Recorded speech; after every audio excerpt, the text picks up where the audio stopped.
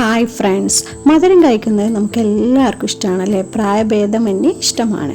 അപ്പോൾ അത് പായസമാണെങ്കിൽ പിന്നെ പറയാൻ വേണ്ട. അപ്പോൾ ഇന്ന് നമുക്ക് സദ്യക്കോ കൂട്ടി കഴിക്കാൻ പറ്റുന്ന നല്ലൊരു കടലപ്പരിപ്പ് പായസത്തിൻ്റെ റെസിപ്പി നോക്കാം. നമ്മൾ സാധാരണ ഉണ്ടാക്കുന്ന ഏത് പായസത്തിനേക്കാളും കൂടുതൽ ടേസ്റ്റാണ് ഈ കടലപ്പരിപ്പ് കൊണ്ട് നമ്മൾ പായസം ഉണ്ടാക്കുന്നത്. അപ്പോൾ ഇത് കഴിക്കാൻ ഇഷ്ടമില്ലാത്ത ആരും തന്നെ ഉണ്ടാവില്ല. അപ്പോൾ നമുക്കിതെങ്ങനെ ഉണ്ടാക്കുന്നതെന്ന് പെട്ടെന്ന് നോക്കാം. അപ്പോൾ ഒരു 300 ഗ്രാം കടലപ്പരിപ്പ് എടുത്തിട്ടുണ്ട്. ഇതൊരു 3 മണിക്കൂർ വെള്ളത്തിലിട്ടൊന്ന് സോക്ക് ചെയ്ത് വെച്ചതാണ്. നന്നായിട്ട് കഴുകിയെടുത്തു. ഇനി നമുക്കിതൊരു കുക്കറിലോട്ട് മാറ്റിയിട്ട് ഇതൊന്ന് വേവിച്ചെടുക്കണം. ആവശ്യത്തിന് വെള്ളം ഒഴിച്ചിട്ടൊരു 3 വിസിൽ വരെ വരുന്നത് വരെ വേവിച്ചെടുക്കാം കേട്ടോ. പരിപ്പ് ഒന്ന് വെന്ത് പാകമാകുമ്പോഴേക്കും നമുക്ക് ഇതിലോട്ടുള്ള ശർക്കര ഒന്ന് അലിയിച്ചെടുക്കണം. ഒരു 1/4 കിലോ ശർക്കരയാണ് ഇതിലോട്ട് ചേർക്കുന്നത്. ഇതൊന്ന് നൈറ്റായി വരാൻ വേണ്ടി ഒരു 2 ടേബിൾ സ്പൂൺ വെള്ളം കൂടി ഒന്ന് ഒഴിച്ച് കൊടുക്കാം. ഇപ്പൊ ശർക്കര നല്ലപോലെ ഒന്ന് മെൽറ്റായി വന്നിട്ടുണ്ട്. നമുക്ക് വേവിച്ച പരിപ്പ് ഇതിലോട്ട് ചേർക്കാം. അപ്പൊ 3 വിസിലോളം വേവിച്ച പരിപ്പാണ്. അത് പാകമായിട്ട് വന്നിട്ടുണ്ട്. അത് ഇതിലോട്ടൊന്ന് ഒഴിച്ചു കൊടുക്കാം. ഇനി ഇതിലോട്ട് ഒരല്പം ഉപ്പ് ചേർത്ത് കൊടുക്കാം, മധുരമൊന്ന് ബാലൻസ് ചെയ്യാൻ വേണ്ടി.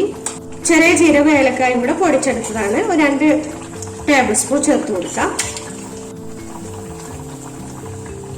1/2 ടീസ്പൂൺ ചുക്ക് പൊടിയും കൂടെ ചേർത്ത് കൊടുക്കാം. നമുക്കൊരു തേങ്ങയുടെ 2/2 പാൽ എടുത്തതാണ്, അതൊന്ന് ഒഴിച്ചു കൊടുക്കാം. ഇനി ഒന്ന് കൈയെടുക്കാതെ മിക്സ് ചെയ്ത് കൊടുക്കാം കേട്ടോ. 2/2 പാലൊക്കെ ഒഴിച്ചതിന് ശേഷം നന്നായി ഒന്ന് തളിച്ച് കുറുകി വന്നിട്ടുണ്ട്. ഇനി നമുക്ക് ഈ സമയത്ത് 1/4 പാൽ ഒന്ന് ചേർത്ത് കൊടുക്കാം. ഇനി ഗ്യാസ് ഓഫ് ചെയ്ത് കൈവിടാതെ കുറച്ചു നേരം ഒന്ന് മിക്സ് ചെയ്ത് കൊടുക്കാം. ഈ ഗ്യാസിലോട്ട് ഒരു പാൻ വെച്ച് കൊടുത്തിട്ടുണ്ട്. അതിലോട്ട് 2 ടീസ്പൂണ് നെയ്യ് ഒന്ന് ഒഴിച്ചു കൊടുക്കണം. അത് ചൂടായി വന്നിട്ടുണ്ട്.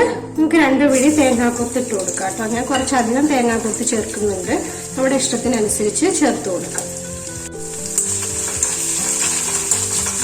ഇതിലോട്ട് കാഷ്യൂ ഒന്ന് ചേർത്ത് കൊടുക്കാം കേട്ടോ.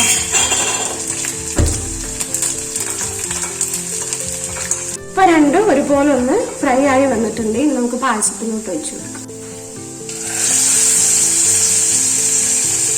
നമ്മുടെ കടലപ്പരിപ്പ് പായസം ഇവിടെ റെഡി ആയിട്ടുണ്ട്. ചെറുപയർ പരിപ്പിനേക്കാളൊക്കെ ടേസ്റ്റാണ് ഈ ഒരു പായസം. അപ്പം ഞാൻ ഈ പായസം നല്ലപോലെ പരിപ്പൊന്നും ഉടച്ചെടുത്തിട്ടൊന്നുമില്ല. ഉടച്ചെടുക്കുമ്പോൾ അത് ഒന്നും നമ്മൾ കഴിക്കാനുണ്ടെന്ന് തോന്നാത്ത രീതിയിൽ അലിഞ്ഞു പോവും. ഇത് ചെറുതായിട്ടൊന്ന് നല്ല വെന്ത പരിപ്പാണ്, പക്ഷെ നല്ലപോലെ ഉടച്ചെടുത്തിട്ടില്ല. അപ്പോൾ എല്ലാവരും ഇതുപോലെ ഒന്ന് ട്രൈ ചെയ്ത് നോക്കണേ. അപ്പോൾ വീഡിയോ ഇഷ്ടമായിട്ടുണ്ടെങ്കിൽ ലൈക്കും കമൻറ്റും ഷെയറൊക്കെ ഒന്ന് ചെയ്തേക്കണേ. അടുത്ത വീഡിയോയിൽ കാണാം. Okay, thank you.